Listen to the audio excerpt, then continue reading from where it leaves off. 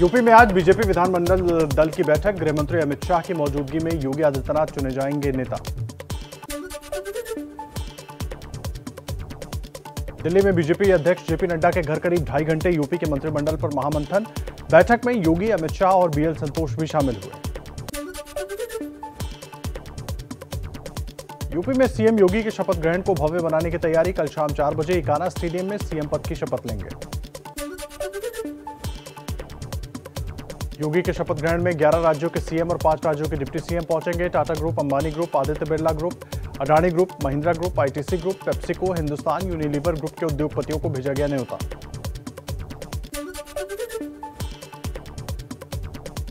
UP में कल नई सरकार के गठन से पहले प्रदेश भर के मंदिरों में होगा पूजन। बड़ी संख्या में साधु संतों को भी दिया गया है निमंत्रण। यूपी में रमापति शास्त्री प्रोटेम स्पीकर बनाए गए। शनिवार को राज्यपाल आनंदीबेन पटेल दिलाएंगी शपथ। नवनिर्वाचित विधायकों को दिलाएंगे शपथ।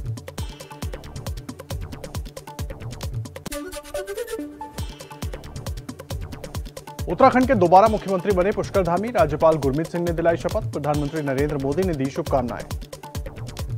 मैं पुष्कर सिंह धामी ईश्वर की शपथ लेता हूं।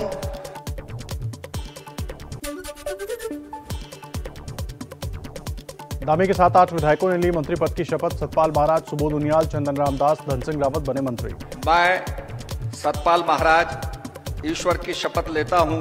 मैं डॉक्टर धन सिंह रावत ईश्वर की शपथ लेता हूं।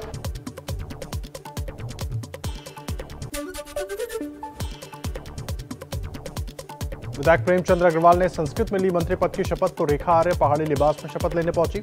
गणेश जोशी, रेखा आर्य, सौरभ बोगड़ा भी बने कैबिनेट मंत्री।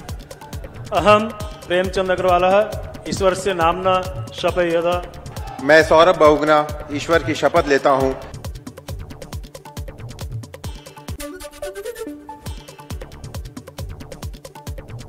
धामी के शपथ ग्रहण समारोह में शामिल हुए पीएम नरेंद्र मोदी। उत्तराखंड की पारंपरिक टोपी में नजर आए पीएम मोदी।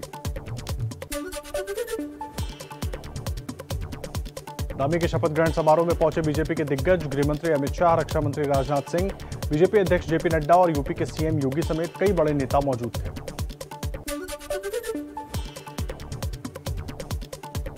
पुष्कर सिंह धामी के शपथ ग्रहण में शामिल हुए साधु संत। शपथ से पहले सीएम धामी ने संतों से आशीर्वाद लिया।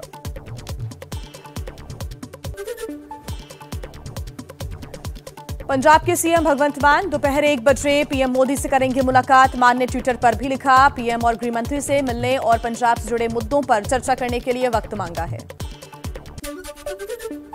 भ्रष्टाचार के खिलाफ शिकायत के लिए पंजाब के सीएम मान ने जारी किया हेल्पलाइन नंबर 950101200200 नंबर पर शिकायत कर सकेंगे।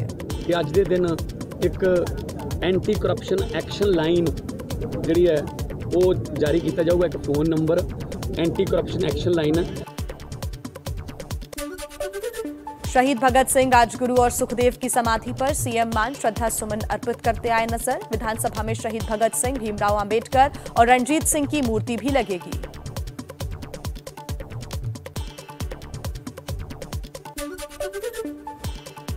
पंजाब के परिवहन मंत्री का ऐलान, महिलाओं को सरकारी बसेस में फ्री यात्रा की सुविधा रहेगी जारी।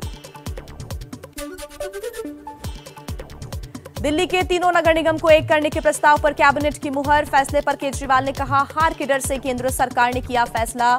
चुनाव से घबरा गई बीजेपी। भारतीय जनता पार्टी कहती है हम दुनिया की सबसे बड़ी पार्टी हैं।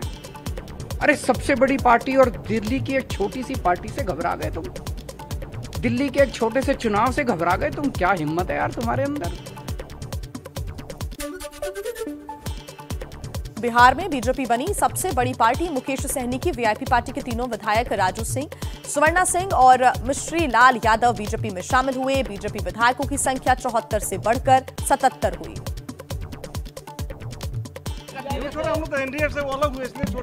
उन्होंने आज नॉमिनेशन कर दिया ना अपना। आज भारतीय जनता पार्टी में विधिवत रूप से शामिल हुए हैं। पहले भी उसी पार्टी पर चुनाव लड़े थे। बिहार में जहरीली शराब से मौत पर सियासत है जारी। विधानसभा परिसर में आरजेडी विधायकों ने प्रदर्शन किया। निष्पक्ष जांच और परिजनों को मुआवजा देने की मांग पर अड़े। बिहार के अलग अलग जिलों में 40 लोगों की जहरीली शराब से मौत हुई है। यूपी के बाद अब एमपी में भी अपराधियों की संपत्ति पर चलेगा बुलडोजर। भोपाल में सीएम शिवराज का ऐलान। मध्य प्रदेश में जितने गुंडे और अपराधी हैं वो भी सुन लें, अगर गरीब कमजोर की तरफ हाथ उठा तो मकान खोद के मैदान बना दूंगा। मैं चैन से नहीं रहने दूंगा किसी भी। आज बीरभूम के रामपुर हाट जाएंगी पश्चिम बंगाल की सीएम ममता बनर्जी। कहा, जो हुआ दुर्भाग्यपूर्ण है, इसे सही नहीं ठहराया जा सकता। ऐसी घटनाएं अक्सर राजस्थान, यूपी, एमपी, बिहार में होती रहती है। এই ঘটনা শুধু এখানে নয়, এখানের থেকে অনেক বেশি গন্ডায় গন্ডায় উত্তরপ্রদেশ, বিহার, রাজস্থান, মধ্যপ্রদেশ, उत्तरप्रदेश হয়, गुजराते হয়। आज बीरभूम आएंगे कांग्रेस के नेता अधीर रंजन चौधरी। पार्टी आलाकमान को सौंपेंगे रिपोर्ट। बीजेपी की 5 सदस्यीय समिति करेगी बीरभूम के रामपुर हाट का दौरा। समिति में 4 पूर्व आईपीएस अधिकारी हैं शामिल। बंगाल के बीरभूम हिंसा पर तृणमूल नेताओं का प्रतिनिधिमंडल आज सुबह 11:20 पर गृह मंत्री अमित शाह से करेगा मुलाकात। संसद भवन में भी होगी मुलाकात।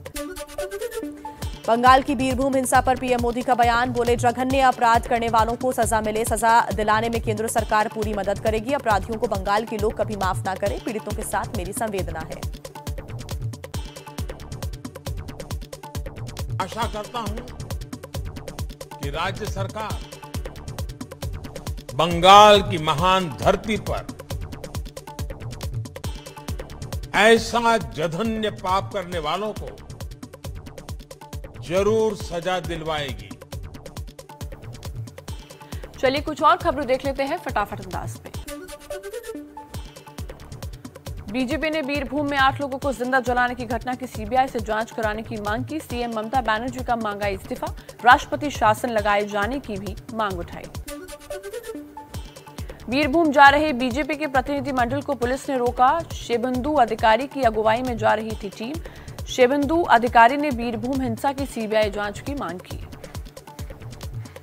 We want justice. Justice. Justice. We want justice. Justice. Justice. We want justice. Justice. Justice.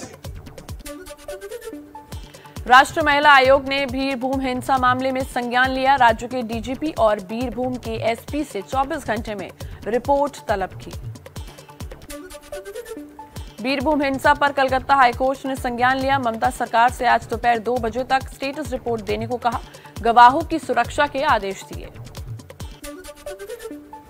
BJP ने महाराष्ट्र के कैबिनेट मंत्री आदित्य ठाकरे पर लगाया मनी लॉन्ड्रिंग का आरोप। बीजेपी के मुताबिक आदित्य ने 2014 में एक कंपनी खोली थी, लेकिन बाद में उसे हवाला का कारोबार करने वाले शख्स को बेच दी थी।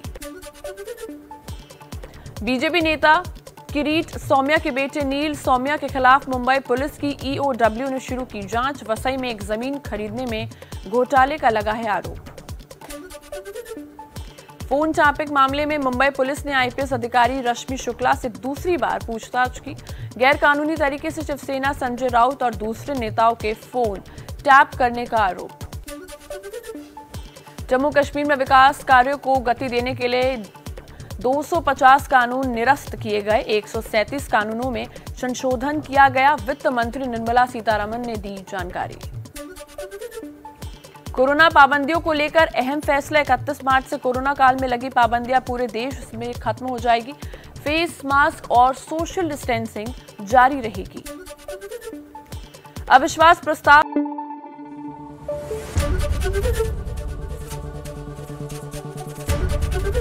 एबीपी न्यूज आपको रखे आगे।